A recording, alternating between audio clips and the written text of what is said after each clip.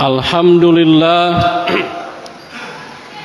alhamdulillahi wahdah, sadaqa wa'dah, wa nasara abdahu wa a'azza jundahu wa hazamal ahzaba wahdah.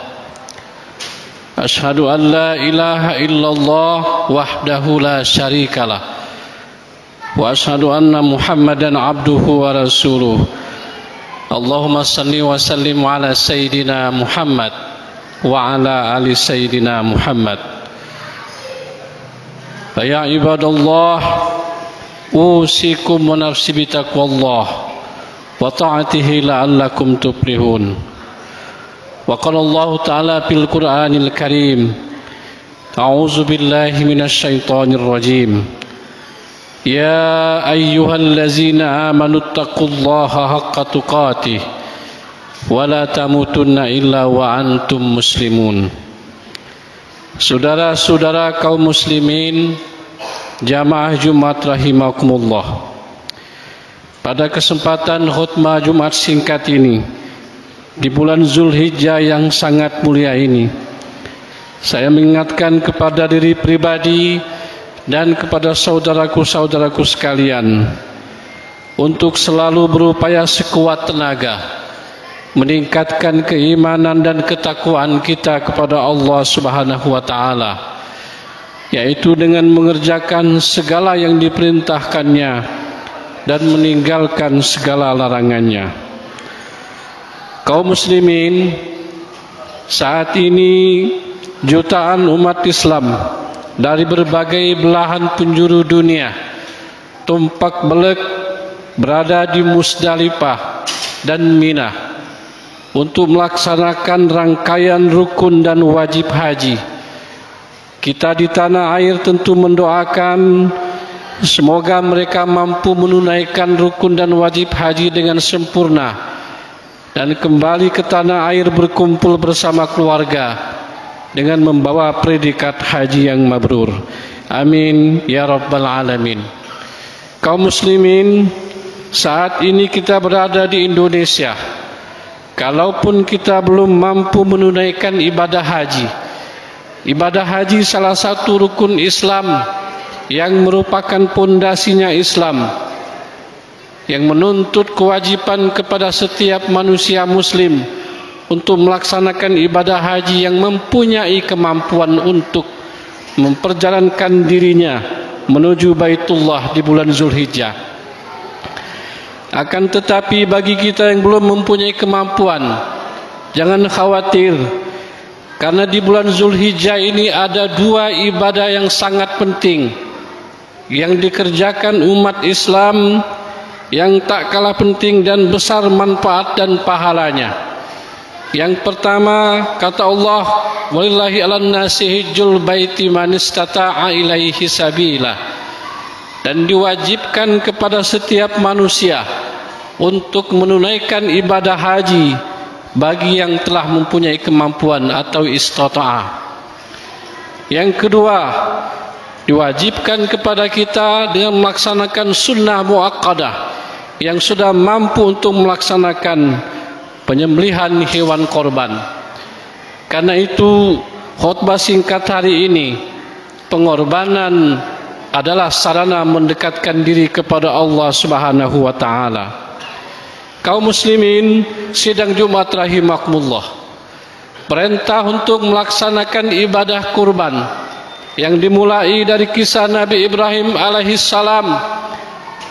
Di situ Allah menguji, kalau selama ini kita mengetahui bahwa Nabi Ibrahim termasuk salah satu Nabi yang mendapat gelar ulul amri, ulul azmi, karena cintanya kepada Allah Subhanahu wa taala. Beliau puluhan tahun berumah tangga, tidak diberikan keturunan oleh Allah Subhanahu wa taala.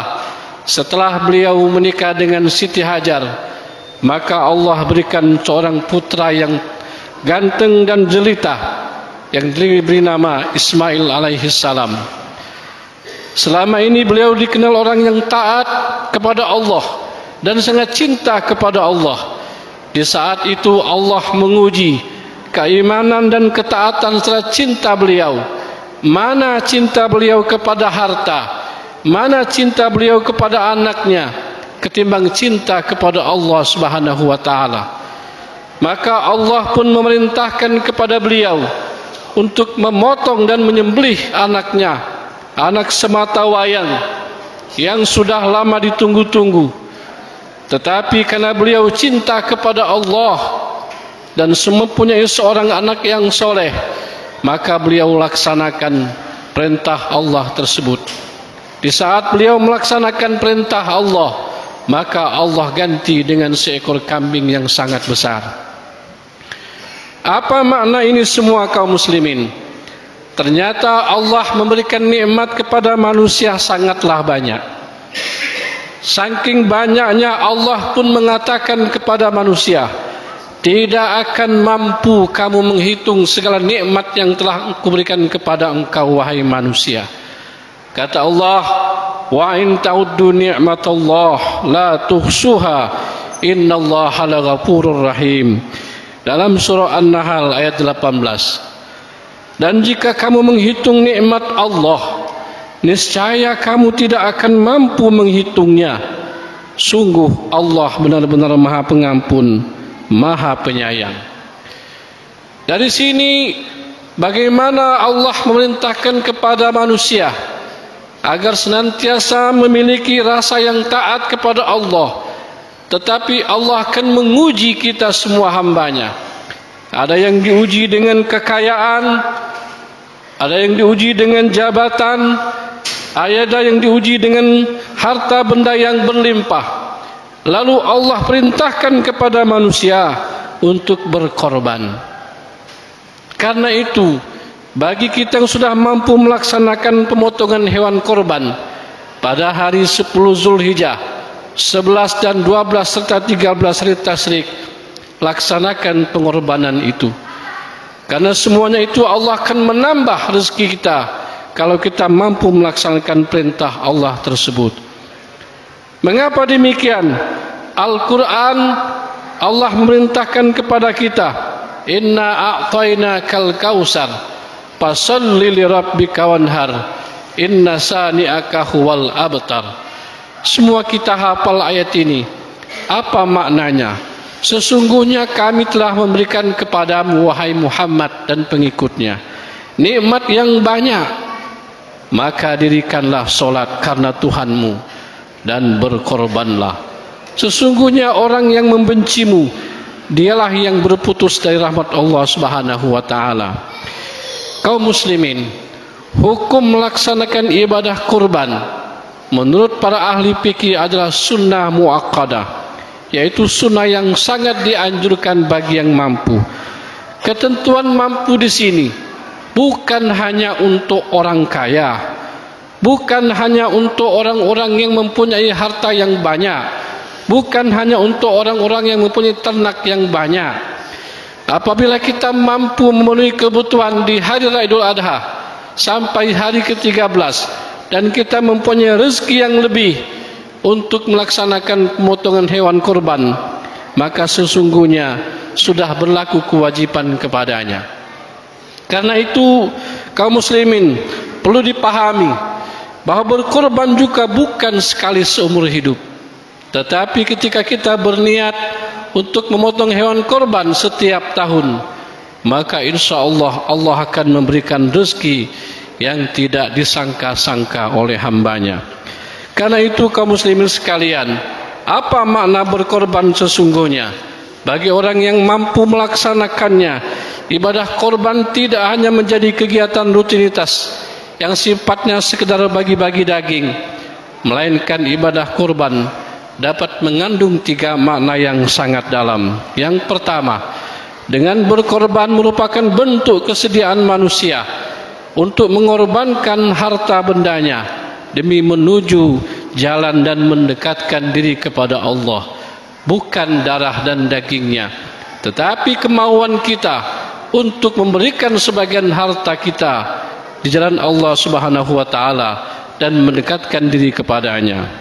Yang kedua, dengan berkorban adalah bentuk rasa cinta kita demi membela dan membantu kaum duafa, khususnya fakir dan miskin. sebagai bukti bahwa manusia punya rasa kesalehan sosial. Karena di setiap harta yang kita miliki akan diminta pertanggungjawaban dari mana kita mendapatkan dan kemana kita membelanjakannya. Min aina iktasabah wa ila aina anfaqahu. Dari mana kamu dapat dan kemana kamu membelanjakannya. Dan yang terakhir, dengan ibadah kurban dapat dijadikan spirit untuk motivasi menuju yang lebih baik, menuju ridho Allah Subhanahu wa taala. Sesungguhnya kita berkorban bukanlah berkorban segala sesuatu yang merugikan, tetapi pengorbanan kita akan kita petik dan tuai nanti di hadapan Allah Subhanahu wa taala. Dan terakhir, bagi yang sudah mampu untuk mendaftarkan diri melaksanakan ibadah haji ke Baitullah, bersegeralah sebelum ajalmu tiba. Orang yang mempunyai harta yang banyak, kemampuan untuk berangkat melakukan ibadah haji secara harta benda, tetapi dia tidak mampu dan tidak mau mendaftarkan dirinya untuk berangkat ke Baitullah, maka ada dua pilihan keduanya ketika dia meninggal dunia. Silahkan pilih meninggalkan dunia ini secara Yahudi maupun Nasrani. Karena itu ketika Allah memberikan kepada kita harta yang banyak, jangan lupa bersyukur. La in syakartum la azidannakum wa la in kafartum inna azabi lasyadid. Sesungguhnya kalau kamu mampu bersyukur kepada Allah, kata Allah, akan ditambah nikmat yang berlipat-lipat. Tetapi ketika kamu kufur akan nikmat Allah, sesungguhnya azabnya sangatlah pedih. Demikianlah khutbah singkat pada hari ini. Mudah-mudahan membawa hikmah bagi kita semuanya untuk lebih mendekatkan diri kepada Allah melalui pengorbanan kita memotong hewan korban sampai hari ke-13. Semoga Allah Subhanahu wa taala mengampuni dan mendekatkan kita kepada Allah Subhanahu wa taala. Barakallahu li wa lakum fil Qur'anil azim wa nafa'ani wa iyyakum bima fihi minal ayati waz zikril hakim. Fataqabbal minni wa minkum tilawatahu innahu huwas samiul alim. Fastaghfiru innahu huwal ghafurur rahim. Allahumma salli ala sayyidina Muhammadin wa ala ali sayyidina Muhammad.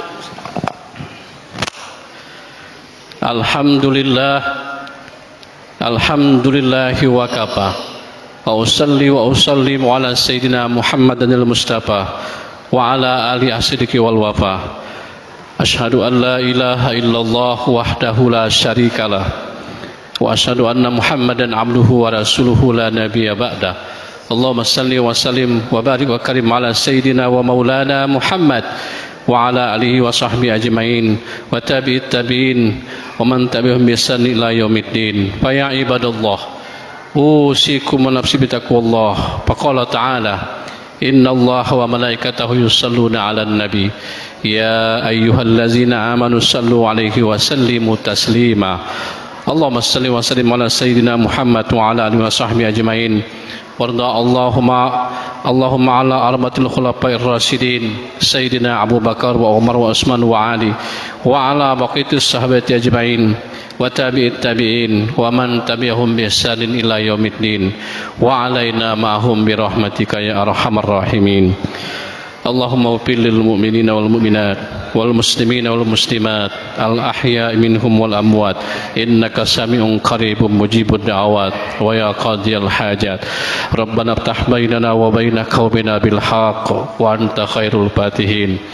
Rabbana atina fid dunya hasanah wa fil akhirati hasanatan wa qina azaban nar. Ibadallah, innallaha ya'muru bil adli wal ihsan wa ita'izil qurba wa yanha 'anil fahsya'i wal munkari wal baghi ya'izukum la'allakum tazakkarun.